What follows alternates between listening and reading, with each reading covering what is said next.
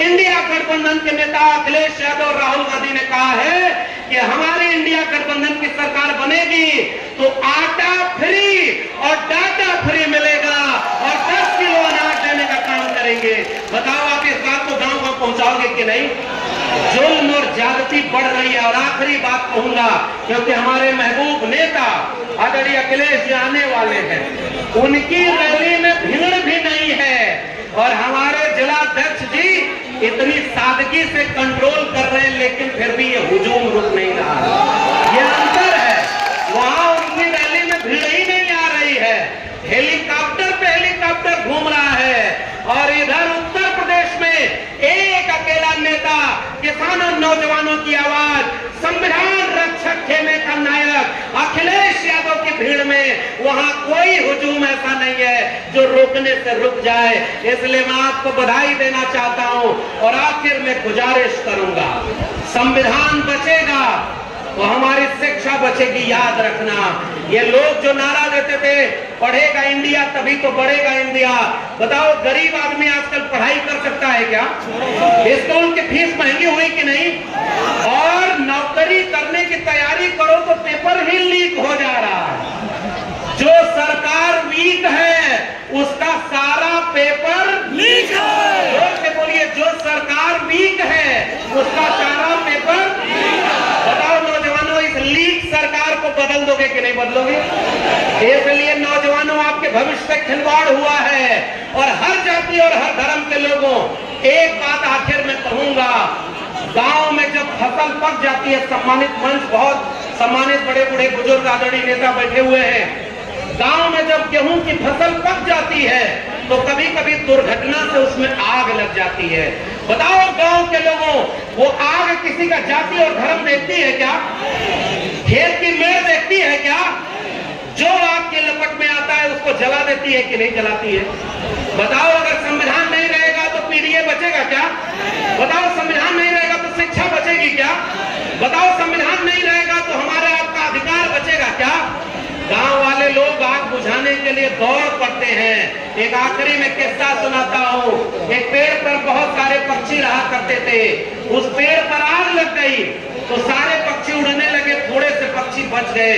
समाजवादियों, ये तुम्हारे लिए किस्सा है कि जब पक्षी जलने लगे आग में तो उसने पूछा है कुछ लोगों ने, आग लगी इस वृक्ष को, जलने लगे पास, उड़ते क्यों नहीं पक्षियों जब पंख तुम्हारे पास? समाजवादियों, इस बात को आगे गांव गांव तक पहुंचाना हमारा फर्ज क्या है कि फल खाएं इस वृक्ष का, गंदे कीने पात, तो धर्म हमारा यही है, जले इसी के साथ, हम भगोड़ों में से।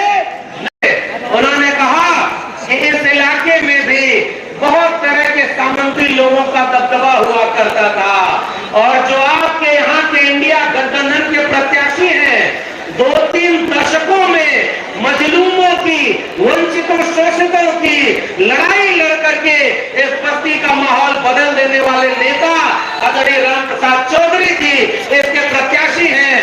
बताओ, आप हाथ उठा करके इनको भारी बहुमत से सदन पहुंचाओगे कि नहीं? पहुंचाएंगे कि नहीं? तो गांव में हमारी लड़ाई लड़ सकता है, बताओ सदन में खड़ा होकर के पता क्या? तो आप एक बात बताओ कि आपके हम सब के अग्रज आदरणीय बाबूजी जब चुनाव जीतेंगे तो बताओ बस्ती के नाम को दिल्ली की संसद में रोशन करने का काम करके कि नहीं?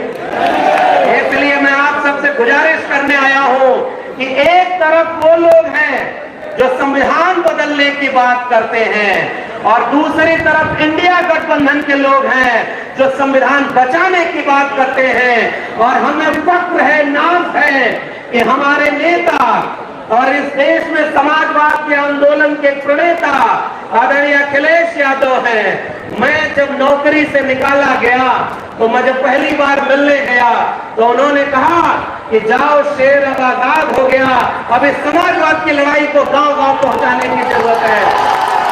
बाबा साहब डॉक्टर अंबेडकर ने इस देश में नारा दिया था, शिक्षित बनो, संगठित रहो, संघर्ष करो।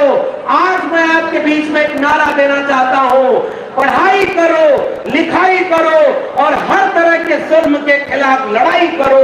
आज इसका वक्त आ गया है। और वहां दिल्ली में बैठे लोग ये सोचते हैं कि जनता को मूर्ख बना करके हम तीसरी बार भी सरकार बना लेंगे। थोड़े से लोगों को थोड़े समय के लिए मूर्ख बनाया जा सकता है, ज्यादा लोगों को भी थोड़े समय के लिए मूर्ख बनाया जा सकता है, लेकिन सारे लोगों को हमेशा के लिए मूर्ख बनाया जा सकता है क्या? तो इसलिए अब की 25 मई अब तक 10 साल सरकार थी केंद्र में, अपने कर्म पर वोट मांगना चाहिए था, लेकिन अब भाजपा वाले आते हैं धर्म के नाम पर वोट मांगते हैं। बताओ कोई काम किया क्या वादा लेके आए थे कि सौगंध मुझे इस मिट्टी की, मैं देश नहीं बिकने दूंगा। याद है नौजवानों? बैंक बिका कि नहीं? रेल बिकी कि नहीं? BSNL बिका कि नहीं? LIC बिकी कि नहीं? सरकारी नौकरी बिकी कि नहीं? सारा कुछ बेच दिया। बोला था हवाई चप्पल वाले को हवाई जहाज में बुलाएंगे। बताओ हवाई जहाज बिका कि नहीं? और नीचे देखा तो हवाई चप्पल भी बेच दिया। लेकिन उसका क्या है? उसने कहा है हमारा क्या है, हम तो फकीर आदमी हैं, झोला लेके चल देंगे, हमारा आपका क्या होगा? बताओ 25 मई को संविधान बदलने वालों की विदाई करोगे कि नहीं? आप एक बार विदाई करेंगे कि नहीं? पहले बोलते थे कि देश खतरे में है, आजकल कहते हैं कि भैंस खतरे में है। बोलते हैं कि नहीं कि अगर इंडिया गठबंधन वाले आ गए तो आपका आरक्षण छीन लेंगे। बताओ बाबा साहब का संविधान रहने के वक्त तक क्या किसी में ये दम है कि बाबा साहब के संविधान का दिया हुआ आरक्षण छीन सकता है क्या? आरक्षण छीनने वाले कौन लोग हैं जो 69,000 शिक्षक भर्ती में घोटाला किए थे? याद है कि नहीं याद है? इसलिए आरक्षण छीनने वाले तो ये लोग हैं और आरक्षण बदलने वाले जुमलावीर बन गए। इसलिए हमारे इंडिया गठबंधन के समाजवादी पार्टी के नेता ने एक नया नारा दिया, PDA का, पिछड़े दलित और अल्पसंख्यक 90% हम लोग हैं। बताओ PDA अब की बार PDA सरकार, और ये नारा देकर के उन्होंने कहा, वो कहते हैं कि मछली, मटन, मंगलसूत्र, और हमारे नेता कहते हैं इंडिया गठबंधन की सरकार बनेगी तो अग्निवीर, अगर इंडिया गठबंधन की सरकार बने तो पेपर लीक, तो बताओ इंडिया गठबंधन की सरकार बनाओगे कि नहीं?